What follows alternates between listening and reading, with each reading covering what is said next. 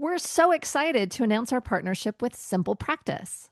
Looking for an EHR that's built for the way therapists work? From automated scheduling and billing to customizable notes and treatment plans, Simple Practice gives you everything you need right at your fingertips. Learn more at simplepractice.com.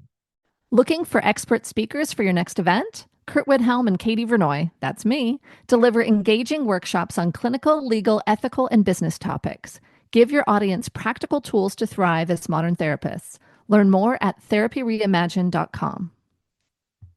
You're listening to the Modern Therapist Survival Guide, where therapists live, breathe, and practice as human beings. To support you as a whole person and a therapist, here are your hosts, Curt Widhelm and Katie Vernoy. Welcome back, Modern Therapists. This is the Modern Therapist Survival Guide. I'm Curt Widhelm with Katie Vernoy, and this is the podcast for therapists about the things that go on in our work, the things that go on in our profession. And oftentimes we talk about the communities that we serve. And Katie and I have had several conversations with a variety of guests over the years that have talked about some different aspects of minoritized or marginalized communities. And we're very much in the spirit of that conversation once again today.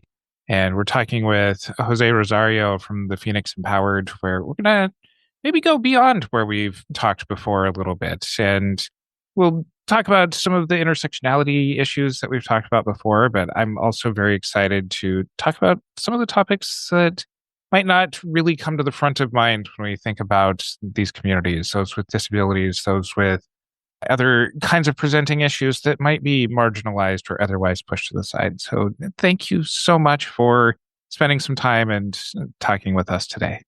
Thank you for having me. I'm so excited. I'm really excited too. This is a conversation I've been really wanting to dig into because we've barely touched the surface on it, and I feel like it's near and dear to my heart. So I appreciate you taking time with us. But before we get started, I want to ask you the question that we ask all of our guests, which is, who are you and what are you putting out into the world?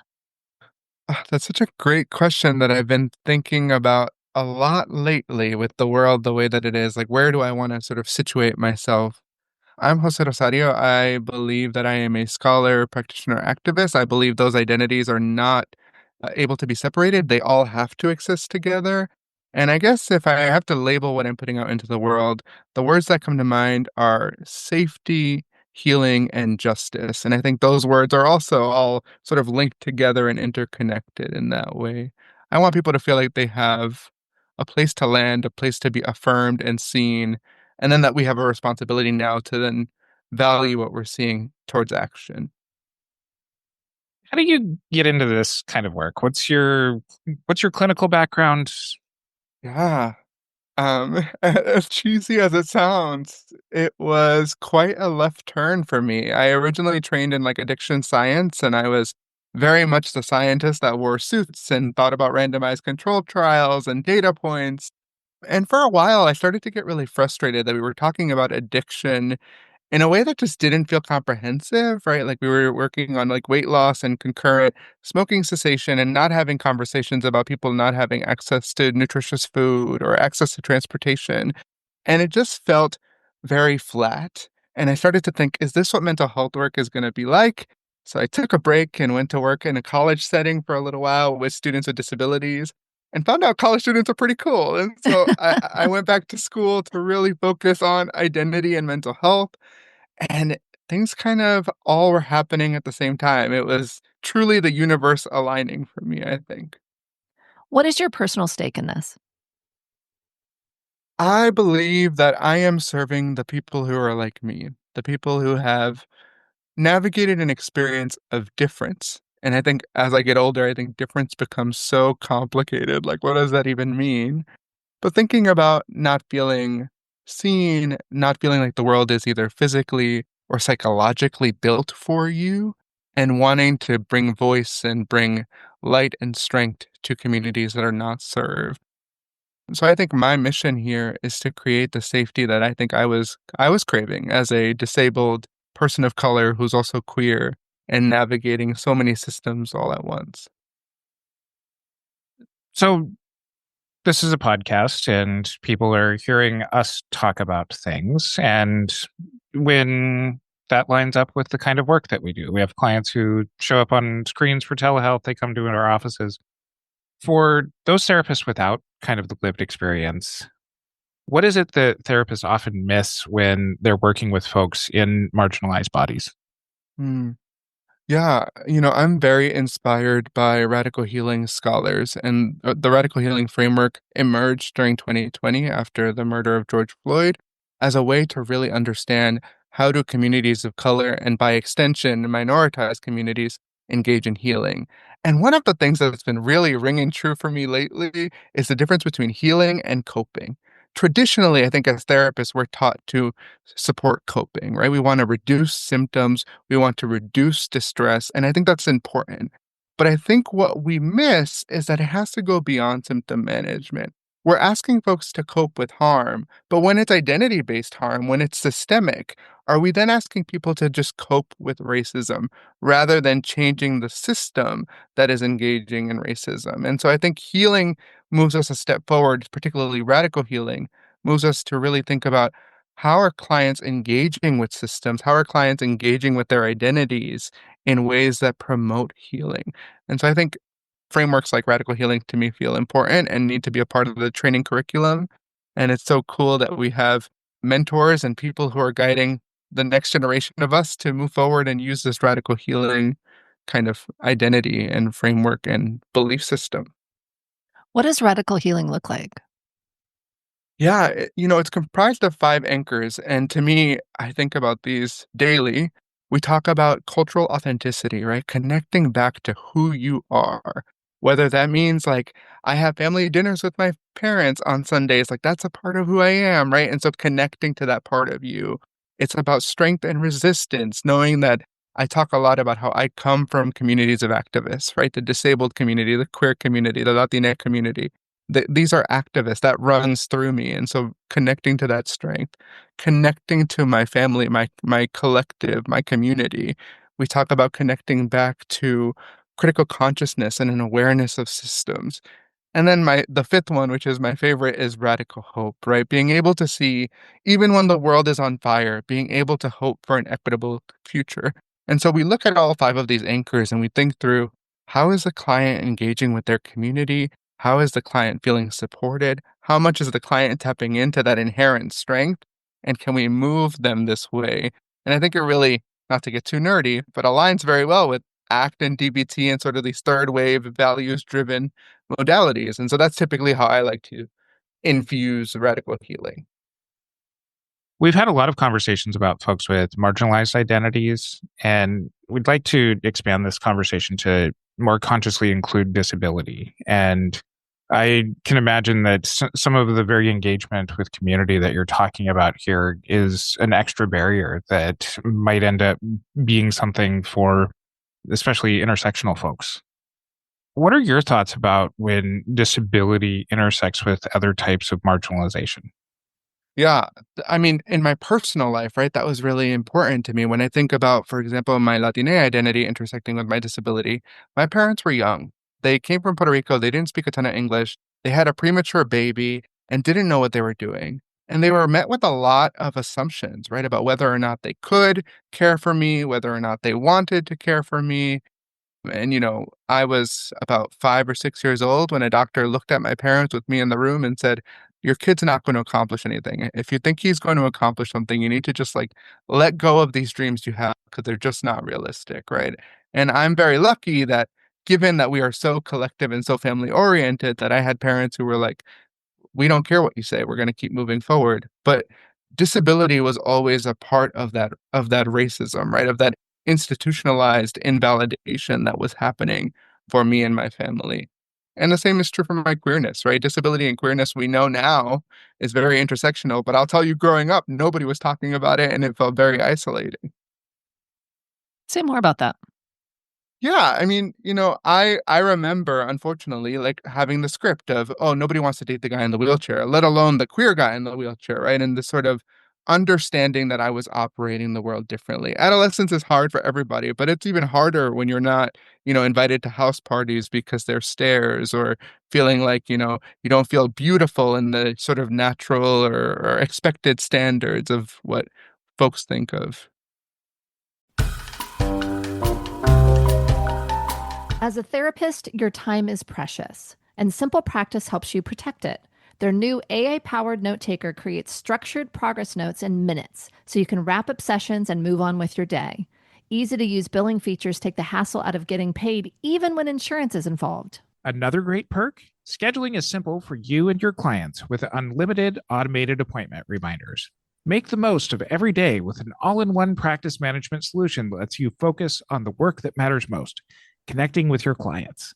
Join over 225,000 practitioners who trust Simple Practice to keep their day running smoothly. Start today at simplepractice.com.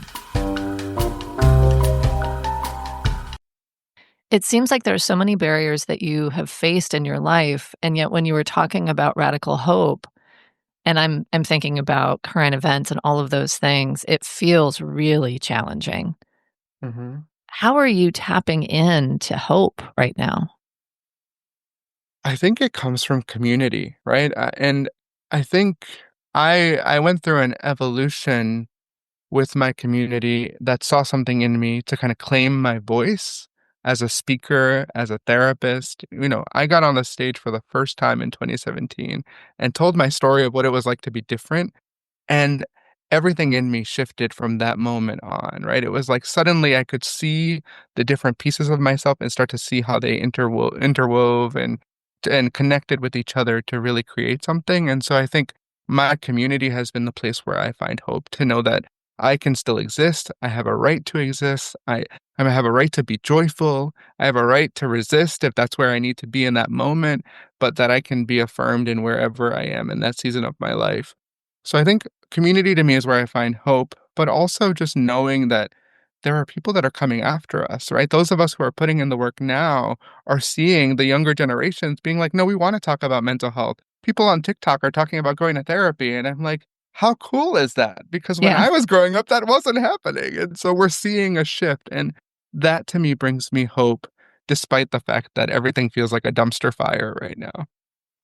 For those in your position that were kind of the trailblazers for bringing some of these intersectional barriers more to light, being the first ones out there, what kinds of experiences did you have that were really just kind of unique that, as you're talking about the kids today, they have the TikTok and they have the role models, but what was that experience like for you? Yeah.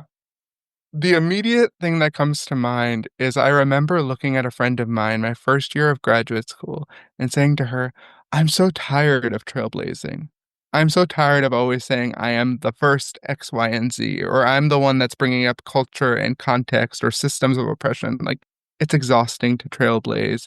And I think around that time, it was also around 2020, where I started to feel like I was being really tokenized and almost like considered that diversity pillar, right? Anytime we wanted to talk about culture, call up Jose and have him come do a talk or a workshop. And it started to feel very draining. And for me, it was about making sure that none of me was erased, right? So I started telling people like I'm not a disability or an LGBTQ plus speaker or even a BIPOC oriented speaker. I'm a human rights speaker. I'm a mental health professional. Like there is an umbrella here. And so I think it's hard because being at the forefront means there's a lot of pressure and it feels like everything's on your shoulders, and being able to say, no, I'm allowed to exist in my fullness and allowed to play, which is something new that I've been thinking about a lot. Like, how are we engaging in play to be able to navigate the world? Because it's a lot of work to engage in activism if we want to be mindful and thoughtful about how we do so.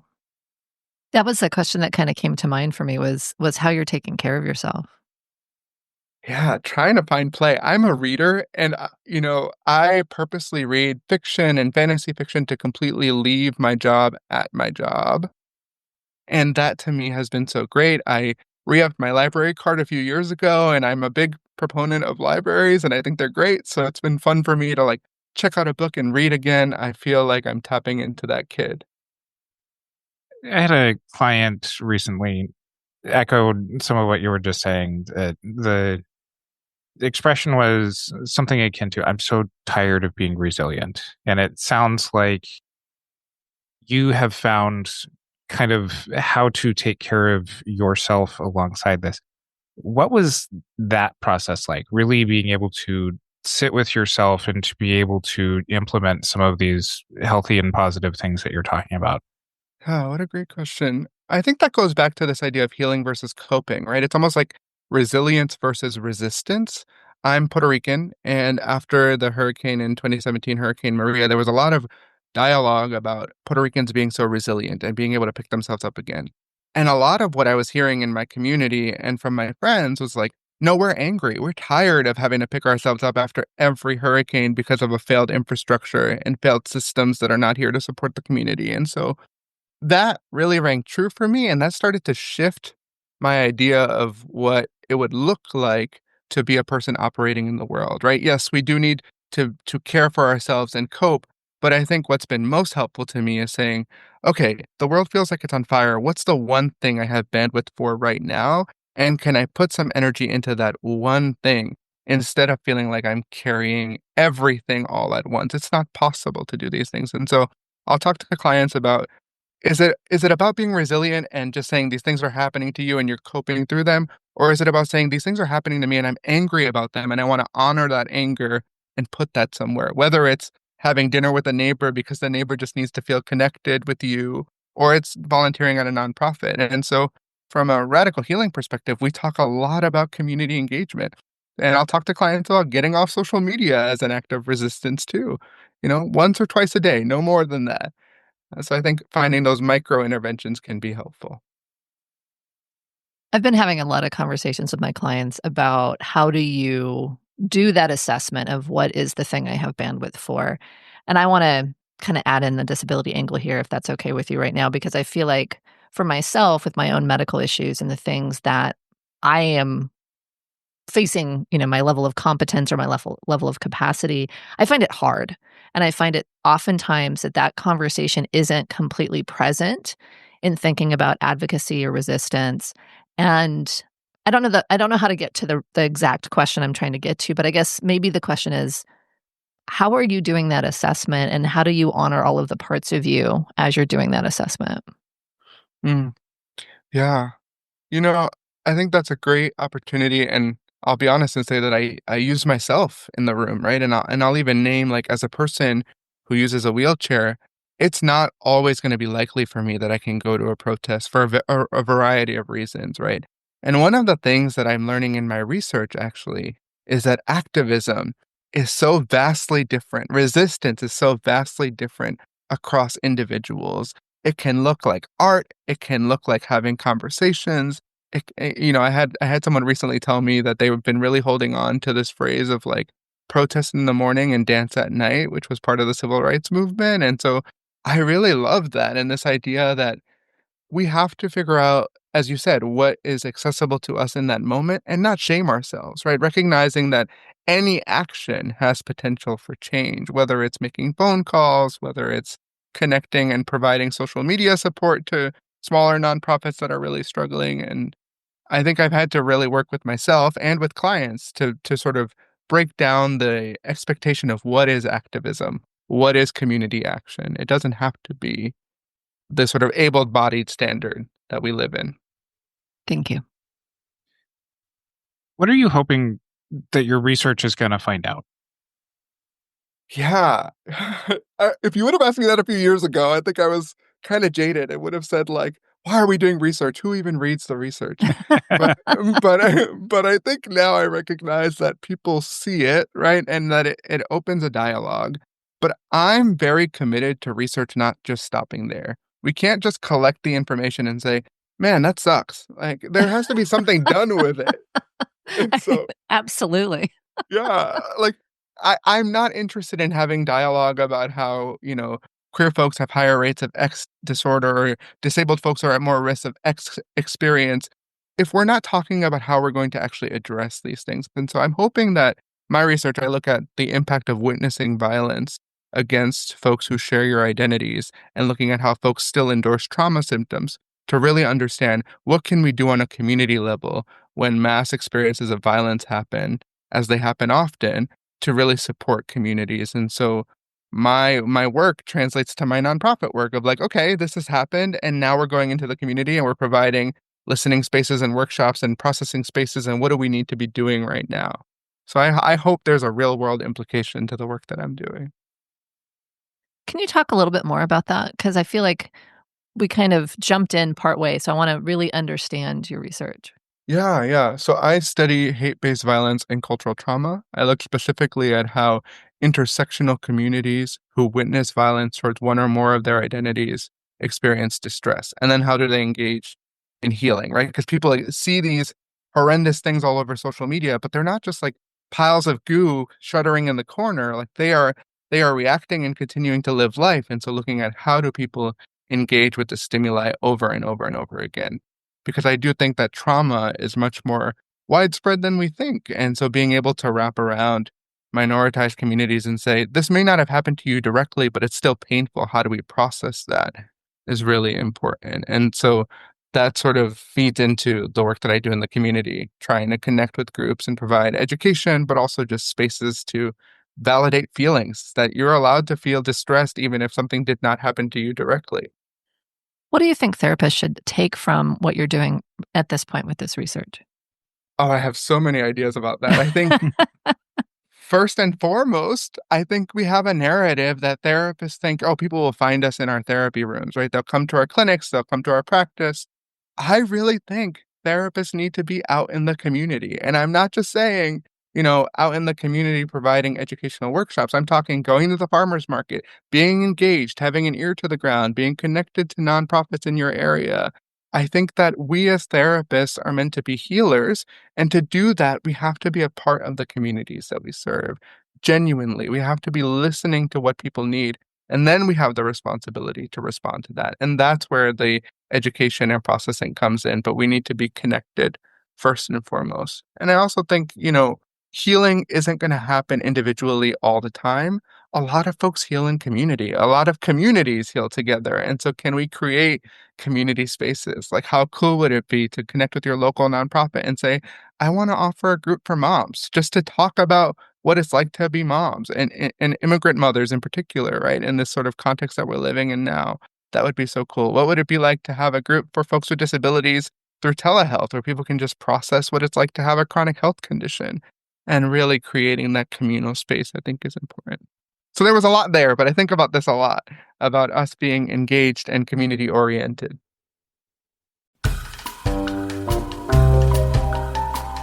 Need dynamic, knowledgeable speakers for your next event, training, or conference? Curt Widhelm, that's me, and Katie Vernoy, that's her, bring real-world expertise to every presentation, covering topics like supervision, private practice growth, and therapist burnout. Our workshops are interactive, insightful, and packed with actionable strategies to help modern therapists succeed. Whether you're planning a team training or a large-scale event, Curt and I deliver high-impact learning experiences tailored to your needs. Book us today. Visit therapyreimagined.com to learn more.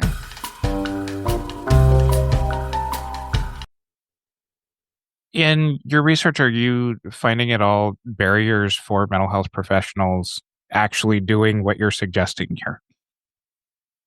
Definitely. I think first and foremost, I think we are all stretched very thin. I think the pandemic I would say for a lot of us, but I'll speak for myself, was exhausting and it felt like it was constantly going. I was thinking about it the other day. I didn't take a day off for like 3 years from like 2020 onwards. And I think we're all pretty burned out and we have limited capacity and we're also humans interacting with what's happening too, right? Like we are also impacted by violence and hate and stress that is happening across the world. So I think bandwidth is a big problem, but I also think our metric of competency, this idea of like being competent in multicultural issues, I think is also a pretty big barrier, right? I'm not sure that competency fits the bill. I think we need to be teaching folks to be more curious, to have maybe more poignant conversations about oppression. I can't tell you the amount of therapists I meet that are like, I wouldn't even know how to talk about racism in session. And I think that's a huge barrier because then we're sort of glazing over the experience of an entire community. A lot of times we find that therapists want to jump in when there is community events going on. We've had some episodes earlier this year around responding to natural disaster kinds of things. And some of the more ongoing things like racism, things like disabilities that people are going to run into more than just kind of a singular event. For getting involved as a mental health professional in those instances where people do end up having time, any suggestions on how to best approach being a visitor if somebody isn't necessarily aligning with some of those identities themselves from a lived experience? Yeah. I once had a mentor to say this, and I think it's so true. She always said, lean on your training. You are trained to collect data on psychological well-being, assess data, and then make decisions based on that to promote healing. We are trained to write, we are trained to assess and trained to treat.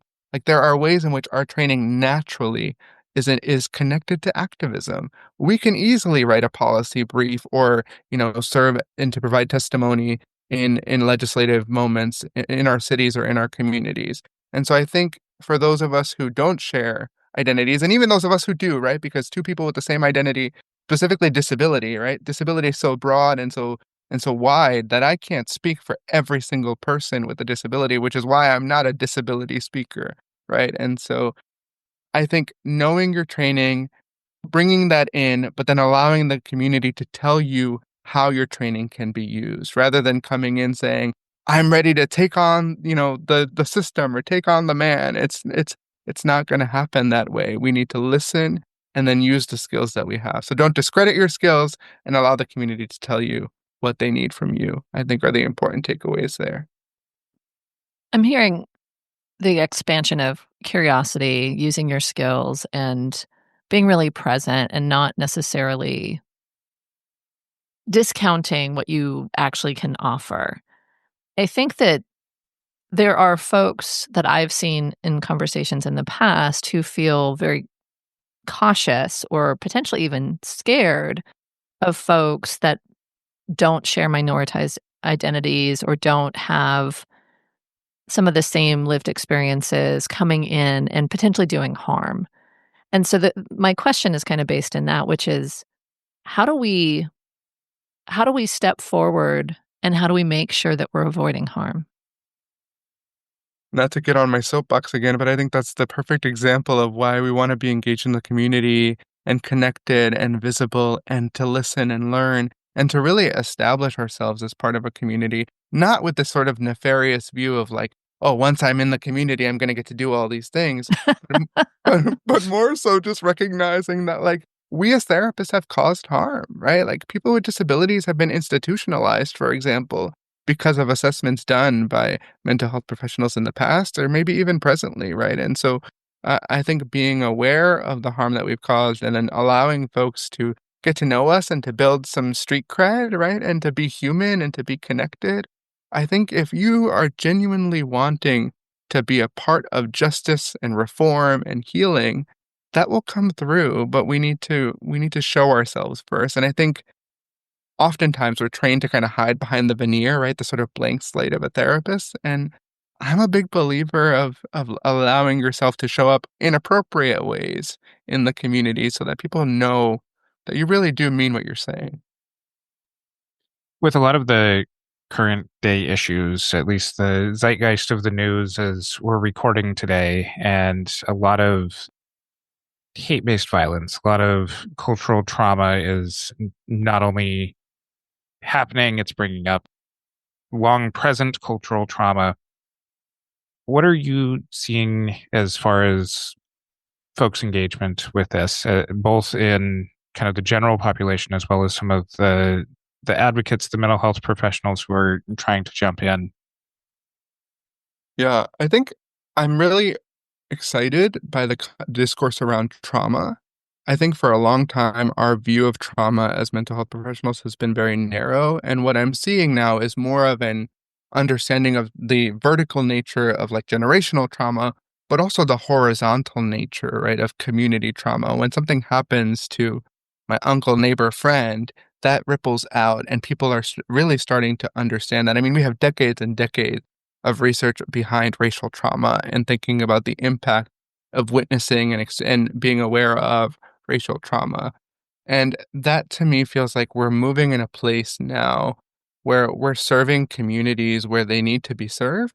And I think I'm excited to see more therapists doing things like podcasts and social media. Quite honestly, being so transparent and so real, it is sometimes a little bit off-putting. You're like, oh, I don't know if I want to be so present and so forward-facing, and it's scary because it feels like you want to like retain that privacy a little bit sometimes. But I think it's important for us to be out here and dialoguing and also just showing that we're human too and can think about what's happening in the world. We're not just sitting in our office being like, "Tell me how you feel." That's not at all what this work is in the modern day. What have we not talked about that we should be talking about right now? I think something that you said, Katie, really rang true for me, this idea of like representation of groups. And I think we as therapists, particularly therapists who do hold minoritized identities and feeling like trailblazers may really bring the pressure to really understand a group and speak for a group. And I think it's really important for us to also recognize that we are not monoliths, right? Like we cannot possibly, because of intersectionality, speak for all people. And so we are trained to be curious and to listen and to ask those questions that dig a little deeper. And I think we're very fortunate to hear stories, but I think the buck doesn't stop there, right? If we're hearing the pain happening in a community, I believe it's our ethical duty to respond. It's our ethical duty to be engaged and to act and to serve the community. At least that's the kind of therapist that I hope to be and hope to see others be. So I think it's important to recognize that we all have blind spots and we can all continue to learn, even when we feel like, oh, this is my experience too. It's never going to be the experience of the person sitting across from you 100% of the way. You tell us about the Phoenix Empowered and what it is that the organization does. Yeah, yeah. What a great segue, actually, because the mission is sort of two-pronged, right? It started with me sharing my story, but I always knew that I never wanted it to be the Jose show. That's just not comfortable for me, and it's just not important enough to me, right? I wanted this to be a space where we amplify stories of all minoritized communities and talking about how identity-based experiences, identity-based hate impact psychological well-being. So the first part to me is all about amplifying stories. But then our second prong is really about education and action, right? So going out into the community with the stories that we're hearing and saying, this is what we need to do to create an inclusive mental health conversation. So going into corporations and talking about inclusive policies for mental health, or talking to schools and universities about how do we think about identity-based experiences within a mental health model, and really trying to engage in systemic change. So that's sort of what we do. We amplify stories and educate the public to make some change. I love that. If you could wave a magic wand and accomplish one thing that would create big change, what would Phoenix Empowered be doing? Oh man, what a great question. I mean, there's so many things. I have so many dreams. I definitely want to see more inclusive and more thoughtful mental health conversations in mainstream media. And I'm not really I have ideas of what that could look like, but I think there's so much room here to engage in art as a form of education, as a form of activism. So that would be exciting to me. But I also think, and this is more sappy, but we're therapists, so I guess that's okay. Um, I would really love to see a world where people were able to self-validate their experiences and say, like, that experience was painful to me and it wasn't okay, and the system can change. I think there's so much hopelessness in the world. And so if I could wave a magic wand, it would be radical hope everywhere, right? The belief that even though things are difficult, there is a potential and there is a right for an equitable future, and that we all are moving forward and fighting for that in any way that we possibly can, to our best ability. Where can people find out more about you, the work that you're doing, Phoenix Empowered? Yeah, yeah. So you can find us at the Phoenix Empowered everywhere. We also have a blog on our website that we're always willing to share stories on. And then most recently, we've relaunched our podcast, The Phoenix Unbound. And I'm going to be so honest, I talked to y'all about the sort of trajectory of being very serious and academic and trying to engage in more playfulness. And the first season of our podcast, I didn't even realize it, but I went back to like the serious academic, and it was frankly so boring. And so, so we are back now with some new energy. I have a co-host who's one of my best friends now, and we're just having more fun and talking, and it feels more like me now. So if you want to check out the Phoenix Unbound, that's our fun, exciting project. And we have a couple of other things we're working on too. And we will include links to those in our show notes over at mtsgpodcast.com, and follow us on our social media. Join our Facebook group, the Modern Therapist Group, to continue on with this and other conversations. And until next time, I'm Curt Wilhelm with Katie Vernoy and José Rosario. Over 225,000 practitioners already use Simple Practice to grow their business and simplify admin tasks that take time away from their clients. Isn't it time your EHR worked as hard as you do? Find out more at simplepractice.com. Want expert training for your team or event? Katie and I offer engaging workshops with real-world strategies for modern therapists. Visit therapyreimagined.com to learn more and book today. Thank you for listening to the Modern Therapist Survival Guide. Learn more about who we are and what we do at mtsgpodcast.com. You can also join us on Facebook and Twitter. And please don't forget to subscribe so you don't miss any of our episodes.